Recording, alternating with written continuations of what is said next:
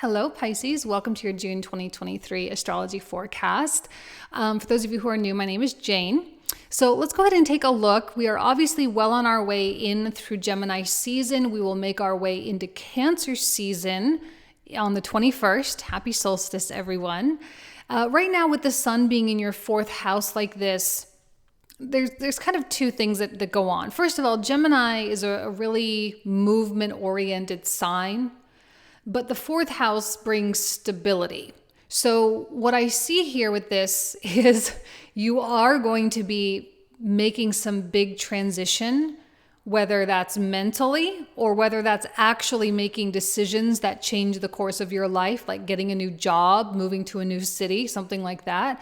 You're going to be making some kind of decision, but you have the security with which to do that. And that really couples nicely with Jupiter being in Taurus in your third house. This is a fantastic time for Pisces to take themselves from here and move here without a total, complete, and utter destruction of their life. All right, so I think there are going to be some decisions or opportunities that are placed before you, not only in June, but as we make our way into July as well. They're going to be placed in front of you, and it's only up to you to take them. You may have some fear going into that, but astrologically, I do see a lot of success for you once the learning curve is done, right? Because when you make a big decision, there is usually a learning curve that goes on after it. And that learning curve can be a little bit chaotic, but once you've made it through, like kind of over the hump, if you will, it has the promise of being really, really lucrative and successful for you. I don't think Pisces should be shying away from opportunities that really call to them right now, okay? Because as the sun moves from the fourth to the fifth house, there's just a lot of purity with these houses, and it's so hard to listen to anything other than what your heart is saying when we're during this time. Okay, it's really hard to not listen to that authenticity and to not listen to that creative pulse that is coursing through you. And usually our creativity, which is kind of a form of bringing new life into the world, which is a direct kind of extension of source energy, when we're in that place, it's really hard to make mistakes. It's kind of like the difference between, let's say, an actor, right? There's an actor who loves the craft, who loves being in the lights, being on stage, or being in front of a camera. They just really love the process. And then there's the actor who just wants to be famous, right? These are two completely different things. And one is not worse than the other, but one is more soul driven. One is more ego driven. If you are more soul driven, it might be a bit more of a journey, but it will definitely be a more pleasurable journey. It's like taking the scenic route. Okay, so I feel like Pisces is kind of yearning for that. They're yearning for the change, yearning for the transition, yearning for the new. Certainly you're looking forward toward building your future. And your heart might really be calling to you at this time. So it's good to pay attention to where your heart is calling you and to not question it so much. It's just a matter of learning how to integrate it into your life somehow. Okay, even if it's in some small way at first, at least the integration is happening. That's the important thing. Now, we also have this Venus retrograde. Now, she's technically not retrograde in June. She retrogrades in July. But in June, she enters what's called her pre-shadow phase. So between the degrees, as she's moving forward between 12 degrees and 28 degrees, this is her pre-shadow. So she is going to be coming in through that in June. We're going to start to see the Venus retrograde themes. Now, being in the sixth house, this is going to bring, also she's with Mars too. So both of these planets really, they're going to be bringing a lot of attention to how you live your life. It's really important to focus on your health, to focus on your exercise regimens, to focus on your diet, your nutrition, to focus on your physical body, your physical vessel, to engage in your meditation, but to also make sure you have practical plans moving forward. The sixth house is, it's really methodical. It's like There are just things you have to do. You have to get up and brush your teeth and take a shower. You have to go run your errands. You have to do your laundry. You have to answer your emails. You have to do these things. So you might as well do these things that are aligned with where you want to go, because it can be really easy. Sixth house can bring a lot of chaos to it.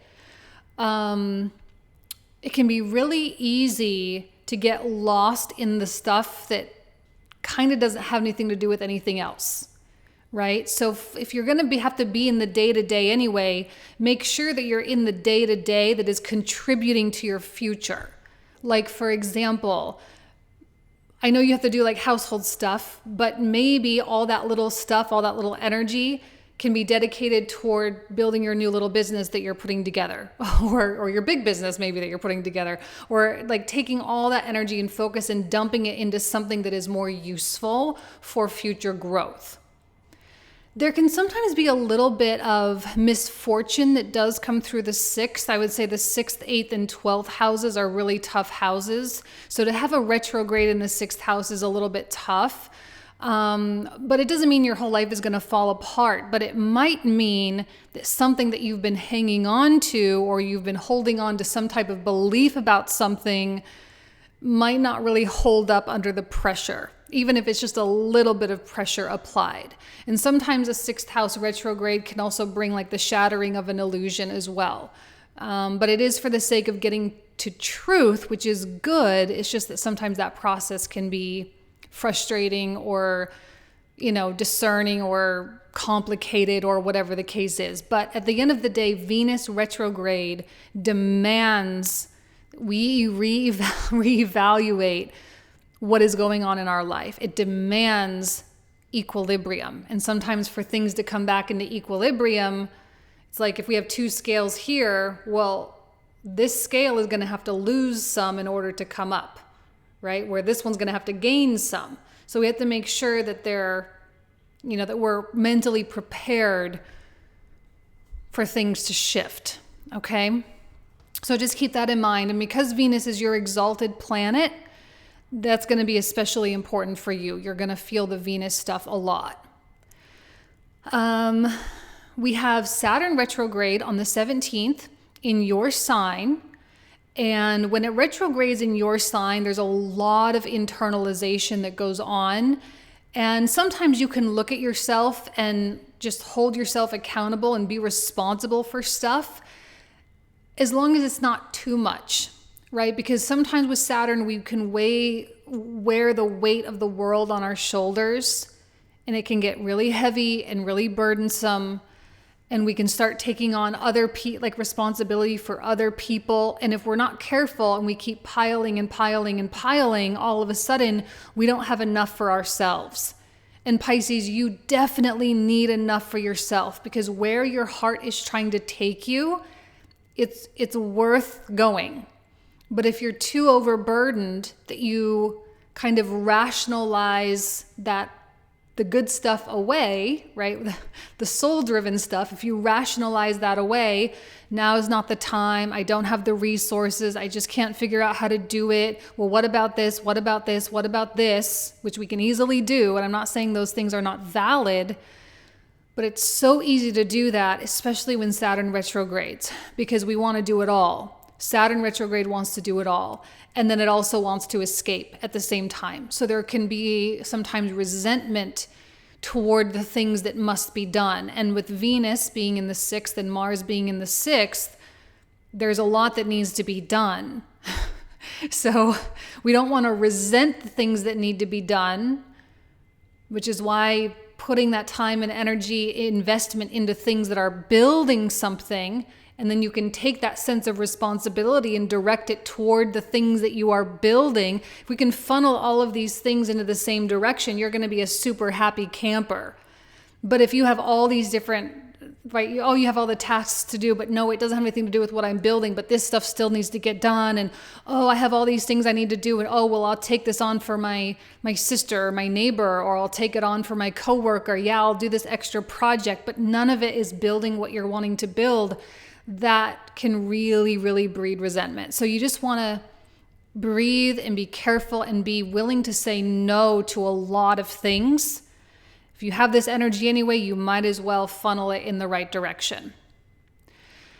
Now, when the sun comes into Cancer on the 21st with the solstice, we have Mercury following really, really close behind. Now, Mercury is moving super fast right now, and I think he's anxious to get out of Taurus, okay? He was in Taurus, he had his retrograde in Taurus. I think he's tired of being in this archetype here, and he wants to move into his sign of rulership. I think he's really just itching to get there. And once he gets in through Gemini, boom, he has like very little friction. He can move very quickly and make decisions quickly.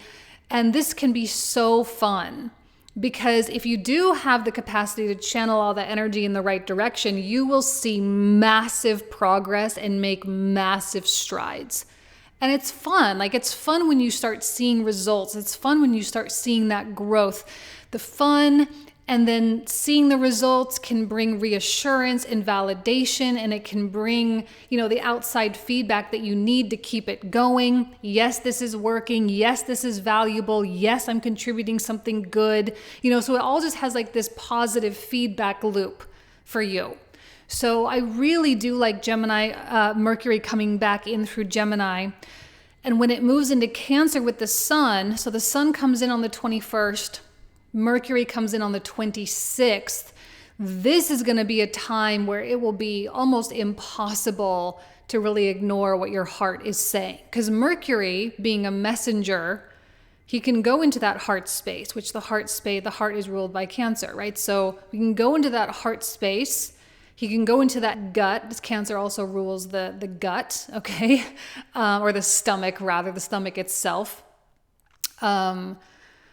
You can go into those intuitive, pure intelligence types of places beyond ego and beyond lower mind and extract truth.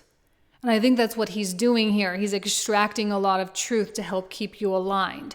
With Venus then officially in pre-shadow as we make our way into Cancer season, we also have Neptune retrograding on the 30th. So that last week of June, it's going to be emotional, but the emotion is so important. The emotion is vital information that can be used to help us make decisions. Now, I'm not saying to make decisions while we are emotional, because we can do that. We can be rash.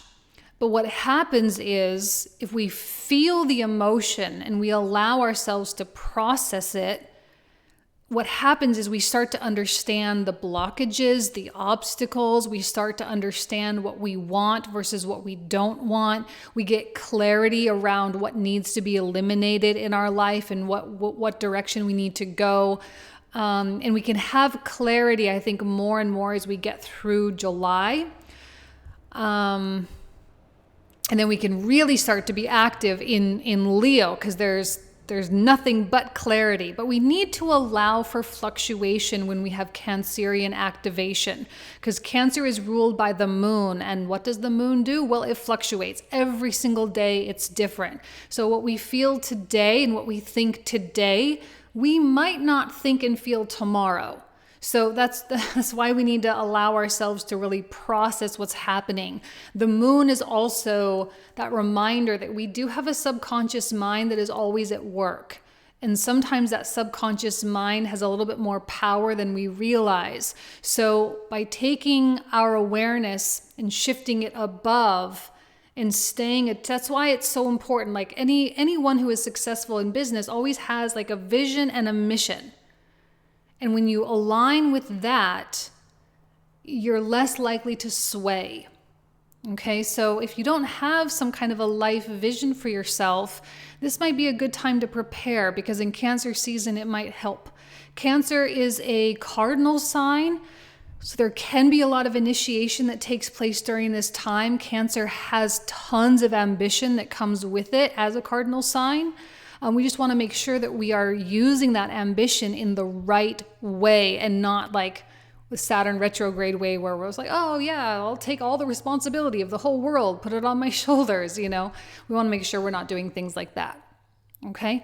Last but not least, and I skipped over this, on the 11th, just a few days from now, we have Pluto retrograding back into Capricorn. Now, I'm going to say that I've said this for every sign. I'm going to say it for you too. What this is going to probably bring out is things from the past, but only for the sake of understanding how far we've come and how much we've changed. And the example that I'm giving, sorry to be a total repeat person, but the example I'm giving is, it's like if you dated someone 10 years ago and you were madly in love with them and it didn't work out. They hurt you, betrayed you, whatever the case was. And it was really hard to get over them. And you worked on yourself and you did the healing and you did all the things that you were supposed to do. And then even to the point where you found gratitude and peace with the whole thing. And then all of a sudden out of the woodwork, here they are. And you're like, wow, I seriously dodged a bullet. I am so glad. You know, it's like that reaffirming, yes, the past is in the past.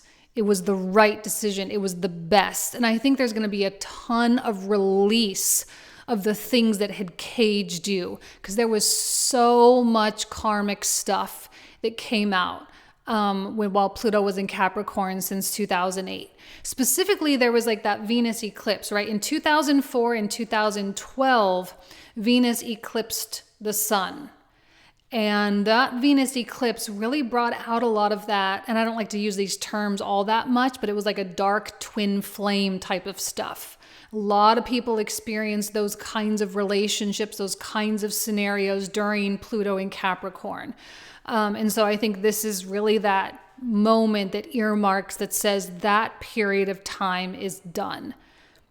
And you can just look forward and that's it. And we feel completely untethered to our past, which is great. Okay? All right, Pisces. You guys know I love you. Have a great month and I'll talk to you soon. Take care. Bye-bye.